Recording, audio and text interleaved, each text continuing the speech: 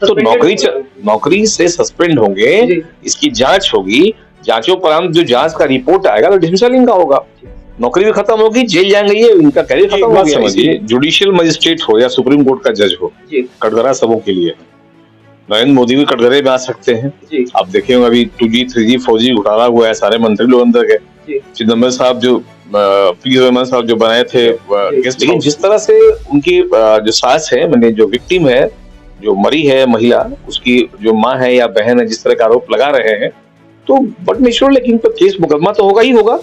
304A-B दोनों हो सकता है इन पर मुकदमा, क्योंकि कहीं ना कहीं इनका उसमें रोल तो है ही, और जो साक्ष्य लोग पेश कर रहा है उनके घर वालों पे आरोप नहीं लगा रहे हैं। आरोप नहीं, आप एग्जैक्टली प्रतीक सेन जो जुडिशियल मजिस्ट्रेट हैं, एकदम इन पे कार्रवाई होनी चाहिए, उनको जेल जाना है, उनकी नौकरी जाएगी, लेकिन जांच के बाद बिना जांच के, बिना साक्ष्य के किसी पे आप आरोप नहीं लगा सकते, तो कहीं ना कहीं दोषी आप भी हैं।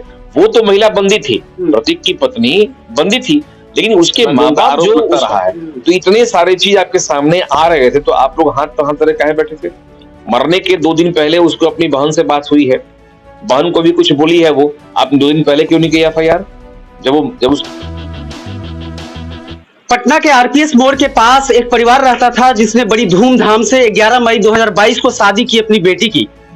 काफी दान दहेज दिया गया, गाड़ी दी गई, बड़ी लग्जरी गाड़ी दी गई। उम्मीद ये थी कि उसका परिवार बचेगा, उसकी बेटी खुशहाल रहेगी, लेकिन 1 साल बीतते बीतते होता उल्टा है और 17 अगस्त 2023 को वो लड़की पारस में दम तोड़ देती है। अब उसका परिवार क्या कुछ बोल रहा था, मैंने बैक टू बैक सारी खबरें आपको सुनवाई है, सारे साक्ष्य बोल रही है। उस लड़की पक्ष का परिवार बोला है कि सारे साक्ष्य मेरे खिलाफ, उसके खिलाफ है। और ये जो उसको मैं बोल रहा हूँ वो कौन है?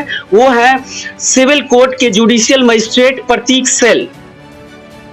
उनके खिलाफ जो सबूत है वो आपने पिछले खबरों में सुना होगा, क्या क्या सबूत है लड़की पक्ष का। अभी हम बैठे हुए हैं पटना हाईकोर्ट के अधिवक्ता SK मिश्रा के पास, इनसे जानेंगे कि तकनीकी तौर पे सर क्या एक जुडिशियल मजिस्ट्रेट को कटघरे में खड़े किया जा सकता है? क्या इस तरह के संगीन अपराध को किस तरीके से देखते सर? सर पहले बहुत स्वागत। बहुत बहुत धन्यवाद। देखिए, एक बात समझिए, जुडिशियल मजिस्ट्रेट हो या सुप्रीम कोर्ट का जज हो, कटघरा सबों के लिए है। नरेंद्र मोदी भी कटघरे में आ सकते हैं। आप देखे होंगे अभी 2G 3G 4G घोटाला हुआ है, सारे मंत्री लोग अंदर गए। चिदम्बरम साहब जो पी चिदम्बरम साहब जो बनाए थे गेस्ट हाउस, उसी गेस्ट हाउस को मैंने उनके लिए कैदखाना बन गया था वो। तो प्रतीक सेन कोई ऐसा ऐसा नहीं है कि बहुत बड़े वो सेलिब्रिटी है कि उनके लिए विशेष कानून बनाया जाएगा। ये मौत है या हत्या है, पहले इसकी जांच हो जाए, और अगर मौत है तो किन कारणों से मौत हुई है। अगर कहीं प्रतीक सेन का कोई ऐसा साक्ष्य मिलता है तो प्रतीक सेन की नौकरी भी जाएगी और जेल भी जाएंगे ये। इसलिए अगर वो मजिस्ट्रेट है, इसका मतलब ही थोड़ी न्याय प्रभावित कर देंगे वो। न्यायालय जो है वो सबों के लिए एक तरह का कानून बना के को फॉलो करता है। हमारे यहाँ संविधान है, जो कानून आपके लिए वही मोदी जी के लिए भी है, वही मजिस्ट्रेट के लिए, वही सुप्रीम कोर्ट जज के लिए भी है। आपको याद होगा असम में कुछ दिन पहले जो सुप्रीम कोर्ट जज पे आरोप लगाई, महिला आरोप लगाई थी, वो तो क्या हुआ था? कस्टडी नहीं बताऊं तो ऐसा हर लोग को होता है। ये तो मजिस्ट्रेट है, मजिस्ट्रेट अभी तो इनका स्टार्टिंग कैरियर अभी है, लेकिन जिस तरह से उनकी जो सास है, मैंने जो विक्टिम है, जो मरी है महिला, उसकी जो माँ है या बहन है, जिस तरह का आरोप लगा रहे हैं, तो बट निश्चित, लेकिन तो केस मुकदमा तो होगा ही होगा। 304A-B दोनों हो सकता है इन पर मुकदमा, क्योंकि कहीं ना कहीं इनका उसमें रोल तो है ही, और जो साक्ष्य लोग पेश कर रहा है, अब हम प्रेडिक्शन तो नहीं करेंगे क्या इनके साथ होगा, लेकिन जो भी साक्ष्य इनकी बहन या इनकी सास दे रही है, प्रतीक की सास दे रही है, उसे कहीं ना कहीं प्रथम दृष्टया लगता है कि ये अभियुक्त इसमें है और इन पे कार्रवाई की जाएगी। बिल्कुल सर। लोगों का कहना है कि एक बार जाके मतलब बयान, जो इस तरह के जो जैसे कानून के जानकार हैं, जैसे आप हैं सर, उस तरीके से, और दूसरा जो मजिस्ट्रेट साहब खुद हैं, उनसे बयान लिया जाए। बहरहाल मैं कोशिश कर रहा हूं कि उनका भी बयान लिया जाए। आपके पास मैं इसलिए सर पहुंचा था कि इसमें जो साक्ष्य जो हैं वो है जैसे IT साक्ष्य, जैसे कि मोबाइल टेलीफोनिक होता है, जैसे कि नौकरानी का बयान कि आप लोग की बेटी यहाँ पे ऐसे है। फिर दूसरा बात है उनका बयान कि मुझे कहता है कि मैं सुप्रीम कोर्ट के जो जज हैं उनको बोलूंगा तो वो मेरे हिसाब से चलेंगे, प्लस उनके और जो चैट्स हैं, तो ये सब कितना हद तक उनको मतलब अपराधी नहीं, आरोपी हैं, अभी तो आरोपी हैं, वो तो सिद्ध होना बाकी है। तो ये सब साक्ष्य कितना पुख्ता हो सकता है? देखिए, एक बात समझिए, आप लोग जो अभी YouTube ब्लॉग करते हैं, ये बहुत बड़ा रोल प्ले करता है। इसको मोदी जी ने या सरकार ने बंद करने की बात की, सुप्रीम कोर्ट ने कहा कि नहीं, यही है जो सच दिखाते हैं। जी जी जो बाकी नेशनल पोर्टल चैनल वाले हैं वो सच दिखाते ही नहीं है। जी जी जी तो कहीं ना कहीं ये सच आप दे रहे हैं। आप याद कीजिए अजमल कसाब वाला कहानी, जी जी जो मुंबई में घटना घटी थी, जी जो वो नरसंहार किया वहां पे होटल ताज में, डायरेक्शन कहाँ से मिल रहा था उसको? पाकिस्तान से मिल रहा था। बिल्कुल साक्ष्य बाद में आया वो, और कोर्ट ने उसको माना, नार्को हुआ, सब उगल दिया वो। जी तो उसके मोबाइल में, हम लोग जब भी कोई ऐसा होता है मोबाइल सीज करते हैं, बिल्कुल और मोबाइल से पूरे चैट्स निकलते हैं, फोटोग्राफ निकलते हैं, तो इसको आप डिनाई नहीं कर सकते हैं, क्योंकि हम लोग के यहाँ साइबर क्राइम एक्ट बन चुका है, ठीक है, और साइबर पुलिस स्टेशन बन चुका है हमारे यहाँ। तो अगर कोई सोशल मीडिया पे इस तरह की बात तो नहीं होगी, इनका पर्सनल टॉक हुआ, व्हाट्सएप पे हुआ होगा, जी। जहाँ नंबर होता है एग्जिबिट, तो अगर हम निकाल लेंगे सीडीआर, जी उस मोबाइल का सीडीआर निकाल लेंगे हम, उस टाइम में किससे, कौन ने किसको, किसने क्या मैसेज भेजा, हमारे पास अवेलेबल है। जी गूगल में भी अगर आप जो काम करते हैं, तो भले आप आंख बंद कर ले, गूगल एक आंख आपको देख रहा होता, थर्ड आई देख रहा है आप क्या क्या कर रहे होते हैं। तो मजिस्ट्रेट साहब की जो चैटिंग हुई है व्हाट्सएप से, या जो टेलीफोनिकली चैटिंग हुई है, सीडीआर वो निकल जाएगा उसका। बड़ी बात यह रही कि अगर वो महिला से बता रहा था लोग कि 8-9 महीने से रूम से बाहर निकली ही नहीं जी थी वो, जी उसको कमरे में बंद रखा गया था। तो अब एक गलती तो इन लोगों से भी हुई कि आप लोग उससे मिलने क्यों नहीं गए, और जब उससे मिलने की मनाही की गई तो आप थाना में क्यों नहीं गए उनके खिलाफ में? हो सकता है कि बहुत प्रभुत्व वाले आदमी होंगे, वो बड़ा प्रभावशाली आदमी होंगे, वो मजिस्ट्रेट साहब भाई भाई भाई जुडिशियल मजिस्ट्रेट हैं, तो वो कुछ भी कर सकते हैं। तो सवाल ये उठता है कि अब जो रो रहे हैं आप, एक पुलिस कंप्लेंट पहले भी कर दिए होते आप जी। प्रताड़ना का, जी। कि भाई प्रतीक सेन नाम का मजिस्ट्रेट है जो प्रताड़ित कर रहा है इसको, तो बटनेश्वर ने कि ये एक साक्ष्य बनता हमारे कि भाई पहले भी कंप्लेंट किया गया था। अभी तो कोई कंप्लेंट उनके खिलाफ आप लोग थाना में गए ही नहीं थे। ये बहुत बड़ा मेरिट है उनके प्रतीक सेन के पास में, कि अगर हम प्रताड़ित कर रहे थे तो पहले कोई कंप्लेंट क्यों नहीं थाना में किया लोग?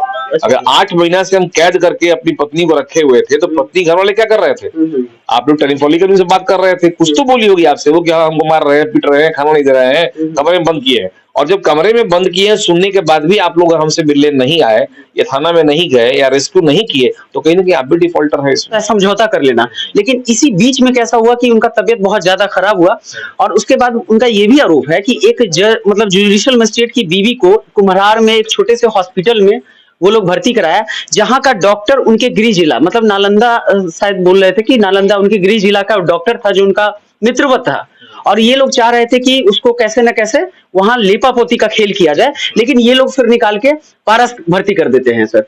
तो और वो लोग कह रहे हैं कि उनकी वकील जो है, ऐसा एक अधिवक्ता मीडिया रिपोर्ट पे आके बोल रही हैं कि लंबी बीमारी से उनकी मौत हुई। हाँ, बीमारी का इतिहास पुराना। तो सवाल ये है कि सर लंबी बीमारी में इतनी चहल पहल और अच्छे से शादी हुआ, उस समय सब कुछ ठीक था, मरने वक्त उनका वेट बता रही उनकी दीदी की 25 केजी था और शादी के वक्त 55 केजी था, ये कहीं ना कहीं संदेह के घेरे में है ना? देखिए, कुछ बीमारियां ऐसी होती हैं जहां बॉडी अपने आप में श्रिंक करना शुरू करता है, खासकर बोन कैंसर में है, या ट्यूबरकुलोसिस बहुत लंबे समय तक रह गया, तो ये सब बीमारियां होती हैं, उसमें सेकेंडरी चीज है। प्राइमरी चीज ये है कि बहुत बड़ी चीज है कि प्रतीक सेन अगर इनको मारने में कहीं या टॉर्चर करने में इन्वॉल्व था, तो लड़की के माँ बाप क्या कर रहे थे? एक कंप्लेन तो करना चाहिए था। मान लीजिए कंप्लेन नहीं किया, आपको सामाजिक प्रतिष्ठा थी, आप उनके घर चले गए होते, बेटी से मिले होते, नहीं मिलने दिया जाता था, ऐसा उनका बुला लिए होते। अगर बेटी से नहीं मिलने दिया गया था, तो ये अपने आप में बहुत बड़ा सच था कंप्लेन करने के लिए। आपको उसी में थाना जाना चाहिए था। तो अब तो मौत हो चुकी ना सर। भाई, तो यही तो मौत का, देखिए मौत का जो प्रायोजन था तो पहले से ही चला रहा था। जी, जी। कमरे में बंद करना, खाना नहीं देना, 50 लाख रुपया मांगना, जो उनका आरोप लगता रहा है, तो इतने सारे चीज आपके सामने आ रहे थे, तो आप लोग हाथ तरह काहे बैठे थे? मरने के 2 दिन पहले उसको अपनी बहन से बात हुई है, बहन को भी कुछ बोली है वो, आपने 2 दिन पहले क्यों नहीं किया एफआईआर? जब उसको हॉस्पिटलाइज कराया गया, जो छोटे से गांव बता रहे हैं आपको, छोटे हॉस्पिटल हॉस्पिटलाइज कराया गया, आपने उस दिन एफआईआर क्यों नहीं किया? आप उस दिन भी संज्ञान ले सकते थे उस पर कि भाई हमारे बहन को इस तरह से लोग मारा जा रहा है। ये थोड़ी का अचानक पारस में डेड बॉडी देखे आगे 25 किलो का हो गया है। तो जब आप उससे मिलने गए होंगे वहां छोटे से हॉस्पिटल में, वहां भी देखे होंगे उसका बॉडी आप, कि बॉडी कैसा उसका। हम उनके घर वालों पे आरोप नहीं लगा रहे नहीं हैं। आरोप नहीं, आप टेक्निकल चीज बताइए। एग्जैक्टली, प्रतीक सेन जो जुडिशियल मजिस्ट्रेट हैं, एकदम इन पे कार्रवाई होनी चाहिए, उनको जेल जाना है, उनकी नौकरी जाएगी, लेकिन जांच के बाद बिना जांच के, बिना साक्ष्य के किसी पे आप आरोप नहीं लगा सकते। तो कहीं ना कहीं दोषी आप भी हैं। वो तो महिला बंदी थी, प्रतीक की पत्नी बंदी थी, लेकिन उसके माँ बाप जो उस हॉस्पिटल में देखने गए थे कि इसका बॉडी पूरा श्रिंक कर चुका है, सूख गया है, और अगर वो कुछ नहीं बोल रही है और डिसीज कोई अपना बयान नहीं दे रही है कि हमको मारा गया है, पीटा गया है, प्रताड़ित किया गया, तो कुछ नहीं किया गया उस आदमी, उसको बीमार थी वो। सर ये लोग तो ये भी बोल रहे हैं कि एक जुडिशियल मजिस्ट्रेट की हैसियत से हम लोग डर गए थे कि एक प्रभावशाली व्यक्ति है सर, और ये लोग जब लगातार किसी तरीके से ये लोग बोले कि हम अपनी बहन का फोन हॉस्पिटल से लिया और वहां से शिफ्ट किया पारस में। पारस के डॉक्टर ने भी बहुत सपोर्ट किया और कहा कि पहले इनको जो जांच की प्रक्रिया है वो करने दीजिए, जो ट्रीटमेंट है बाद बाकी फॉर्मेलिटीज बाद में होगी, जो ये लोग बता रहे थे। लेकिन इनका ये कहना है कि हम लोग पहले डरे हुए थे लेकिन अब हम नहीं डरेंगे। देखिए, जब आपकी बेटी की जान जा रही है तो आप प्रभाव देखेंगे। जैसे आपका घर जल रहा है तो मोबाइल का नंबर चेक करेंगे, आपकी घर बचाएंगे अपना आप। आपकी बेटी मर रही है, हॉस्पिटल में उसकी हालत दयनीय हो चुकी है, और उसके बावजूद भी आप अगर कोई कार्रवाई नहीं कर रहे हैं, वो जज तो नहीं था, वो मजिस्ट्रेट है, जज नहीं है अभी वो। तो मजिस्ट्रेट की हैसियत कितनी होती है न्यायालय में? वो लोएस्ट कैडर का जज है यहाँ पर है। तो उसके ऊपर भी रैंक वाले थे, पटना सिटी में मजिस्ट्रेट है वो, यहाँ सेशन जज बैठे थे हमारे, हाईकोर्ट था, वहां आप कंप्लेन किए रहते, उसके खिलाफ में टॉर्चर कर रहा है वो।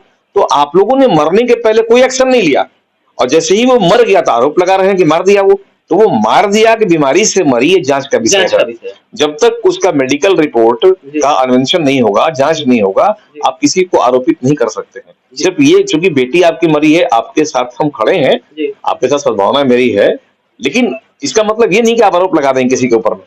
उसकी बीमारी क्या थी, कैसे मरी, जांच होना चाहिए इसका। हाँ, जांचोपरांत अगर लगे कि इसको खाना बंद कर दिया गया था, कमरे में बंद कर दिया गया था, इसको जो मेडिसिन नहीं प्रोवाइड किया गया था, तो फिर इन पे संज्ञान लिया जाएगा। 304 ए और बी दोनों धाराओं के अभियुक्त होंगे ये, और ये जेल जाएंगे 10 साल के लिए। सर जांच तो होगा, लेकिन अभी जो तत्काल में वर्तमान स्थिति में जो साक्ष्य इनके पास मौजूद है लड़की पक्ष वाले में, वो साक्ष्य के आधार पे कोई एक्शन हो सकता है? एकदम हो सकता है, उसमें मेंटल क्रुएल्टी की आरोप लगा सकते हैं आप, जान से मारने का आरोप लगा सकते हैं आप। अच्छा, हत्या का आरोप नहीं लगा? कैसे लगा सकते हैं? हत्या थोड़ी हुई है, हत्या हुई है ना, वो तो सिद्ध होगी, हत्या अलग चीज हो गया ना। हत्या अगर होता तो मर गई होती वो। जैसे अगर कोई आदमी आ रहा है, आप गोली चला दे, हत्या उसकी हो गई। लेकिन एक आदमी 2 महीने तक हॉस्पिटलाइज रहने के बाद, 6 महीने बीमारी के बाद मरता, उसको हत्या कहेंगे आप? आप उसको तड़पा के मारे हैं, तो ये तड़पा के मारने का आपके पास साक्ष्य होना चाहिए।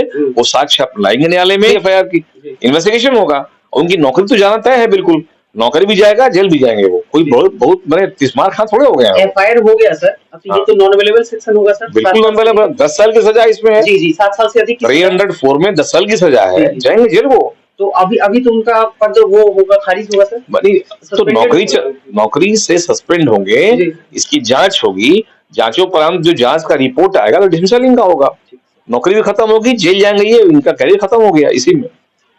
तो सुना आपने, हमने तकनीकी पहलुओं पे विशेष तरह के जोड़ दिया, क्योंकि होता यह कि इस तरह के पक्ष में आदमी भावना या एक सांत्वना के दृष्टिकोण से बात करता है, लेकिन अभी वकील साहब के साथ जो हमने बात की उसमें ये पता चला तकनीकी तौर पे कि क्या हो सकता है और कानून कैसे सोचता है और कानून किस दिशा में कैसे काम करता है। तो फिलहाल के लिए इतना ही। अपने विचार हमारे साथ साझा कीजिएगा और बने रहे हमारे साथ।